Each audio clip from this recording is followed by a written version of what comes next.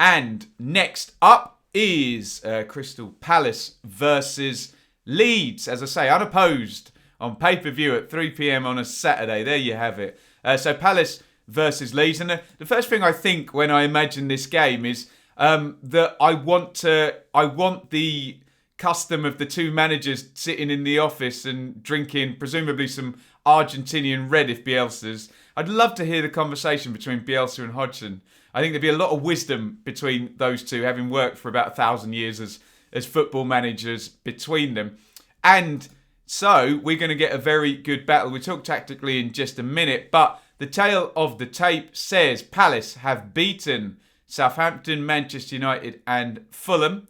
They've drawn with Brighton. They have lost to Chelsea, Everton and Wolves. Is there a sense that Palace are playing their level and that their level is about a third or 40% of the way down the table, and they won't beat Chelsea or Everton, but they will give Fulham and Southampton a good game? Where do Leeds fit into that? We don't know yet, so it's a bit tricky to say. But we do know about Roy Hodgson that his teams are tricky to play against. They know how to not have the ball. They know how to not concede chances, and they know how to hold a stiff team shape, don't they? And it's so strange because we could attribute a lot of the qualities Hodgson has in terms of repeated patterns, training ground drills with Bielsa. And why I love this matchup is that they both have similar philosophies in terms of repetition and training and game state, but their teams look so different, don't they? I think it's a terrific matchup tactically. Leeds, a bit patchy now after the 3 wins there in 5 games. I know it was 3 wins in 5 up until the last game, but you do see the defeats coming in there now. Albeit, Leeds would say they were competitive against Liverpool in a 4-3 game. They were competitive against Wolves, and Wolves was tricky sitting back and the deflected winner and all that. Not too many chances created though.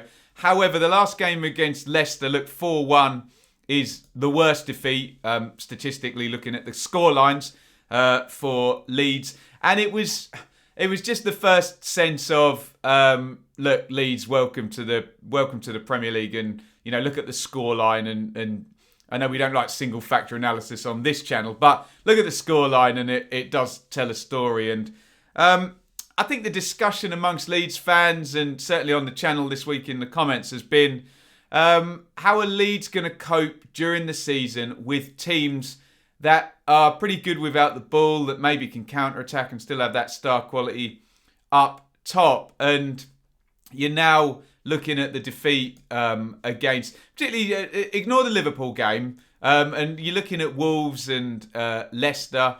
And yes, they do play in a slightly different manner, but what we did see in both games is 3 centre-backs, wing-backs that do a good job of getting forward, but are quite happy to fold in next to the centre-halves to create essentially a 5.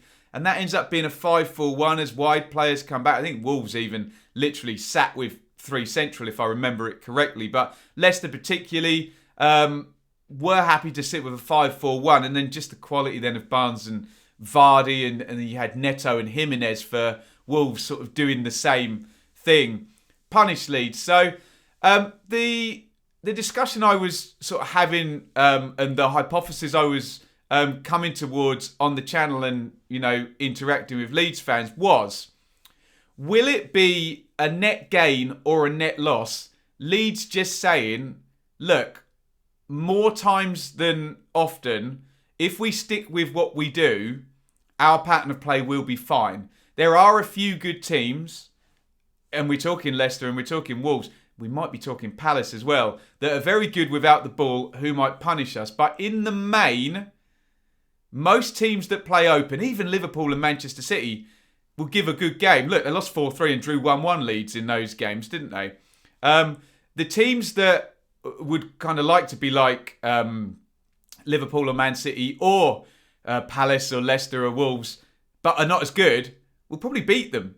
So what I'm pondering, and what I'm sure Bielsa is pondering in a far more intelligent and studious way than I or anyone comment on this video probably would, is Would a little tweak of shape or I don't know, maybe holding a central midfielder a little bit, would that be helpful, or would that negate all of that 2 years of work on these patterns of play, which we all know is predicated on central midfielder back playmaking with centre halves, fullbacks way forward, central midfielder get up, forward, wide forward players, Costa and Harrison narrow alongside, and you're talking about 3 back, 7 forward, aren't you? Essentially 7 in the other half. That's what we're looking at with the outfield players.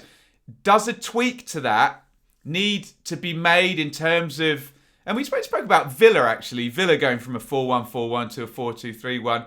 Is there a sense that maybe in some of these games, even if it's ultimately Klich coming back alongside Phillips a little bit more, or does that negate all of the good work and the patterns that have been worked on over 2 years? I wonder. I really, really wonder. Do we get any sense of pragmatism from Bielsa for some of these games he's going to have to face? And I'm particularly talking Palace, Leicester and Wolves. Or is he what we think he is, an absolutist into the philosophy of, no, I believe my pattern of play over time will succeed, and gradually if I add better and better players into that pattern, surely up and up and up and up and up we go. I don't know. Is there short-term vs long-term, pragmatism versus philosophy? It's an interesting sort of calculation to try and come to. And I think it just happens in the season that Leeds get these fixtures close together where you get Wolves, Leicester and Palace within 4 games. I'm sure Leeds fans would be looking at the next game in Arsenal and thinking, right, okay, nice open game. We know exactly what to do in this one, and may the best and most attacking flowing team win. Get your thoughts in the comments. I think it's an interesting sort of position we arrive at here in Bielsa's tenure with Leeds. Also, if you know historically what he's done in the past and what that might predict, let me know in the comments. It's very, very much open. I'm very open to either way being right and either way being a possibility, really, or a little amount of either. Anyway, so Leeds, I'm assuming, I haven't heard anything on Phillips that he won't be around. The back 4 was back to normal, wasn't it, with Ayling, Koch, Cooper, Dallas. Koch struggled with Vardy. Vardy's very good. Both things can be true, honestly. Klich dropping back in there. I'm interested in Leeds fans' thoughts on that. Did that work? Do we put it to one side? Would Struijk be better there, just from a defensive point of view? I don't know. Let me know. Let me know your thoughts. Hernandez and Shackleton, obviously no Rodrigo. I don't know. Does he return from his isolation? Costa, Harrison, Bamford. That's going to stay. So all we're really looking at is central midfield there. In the absence of Phillips and/or Rodrigo, what do you do? Hernandez had a lovely strop when he got substituted. Obviously, his quality is undoubted here, but I don't know. I don't know what the solution is. I'm sure Mr. Bielsa will have an idea. Essentially, there's Tyler Roberts, Pascal Struijk, Matt Klich, Pablo Hernandez, and Jamie Shackleton, and Rodrigo to fit into those 3 positions, depending on who is fit and what Bielsa thinks will be the best solution. Often when we're trying to ponder Bielsa, what happens is he just does what he did in the last game and goes with it. So maybe it'll be completely unchanged, all depending on Rodrigo. Let me know about the isolation and all of that in the comments. For Palace, obviously, we know number 11, Wilf Zaha. That's the one, isn't it? And we did look at it prior to the Leicester game and say number 9, Vardy on the transition. Look out for that.